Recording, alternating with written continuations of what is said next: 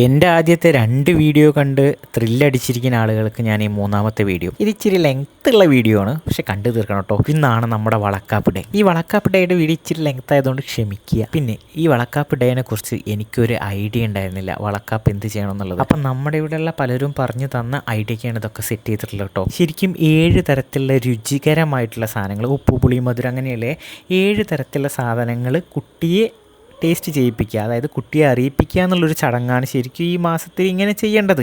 പക്ഷെ നമ്മളിവിടെ വെച്ചിരിക്കുന്നത് 7 പലഹാരങ്ങളാണ് കേട്ടോ. അതേ കിട്ടിയുള്ളൂ, അതാ വെച്ചത്. ഓക്കെ, അപ്പോൾ ഈ ഒരു ചടങ്ങിൽ ഭാര്യയും ഭർത്താവും കൂടെ ഇവിടെ വന്നിരിക്കുക, എന്നിട്ട് ആദ്യം സ്വല്പം മധുരം കൊടുക്കുക എന്നുള്ളതാണ് കേട്ടോ ചടങ്ങ്. പിന്നെ വെച്ചിരിക്കുന്നത് ഒരു പാത്രത്തിൽ കുറേ കുപ്പിവള ഉണ്ടായിരിക്കും, അതേപോലെ കളഭ ഉണ്ടായിരിക്കും, ചന്ദനം ഉണ്ടായിരിക്കും. ചില സ്ഥലങ്ങളിലൊക്കെ അത് മഞ്ഞളാണ് കേട്ടോ ഉപയോഗിക്കുക. എന്നിട്ട് എന്ത് ചെയ്യും, ഈ വെറ്റില എടുത്തിട്ട് അതിൽ മുക്കിയിട്ട് അത് വെച്ചിട്ട് കവിളിൽ ഇതാ ഇങ്ങനെ തലോടി കൊടുക്കും കേട്ടോ. അങ്ങനെയാണ് ചെയ്യുക.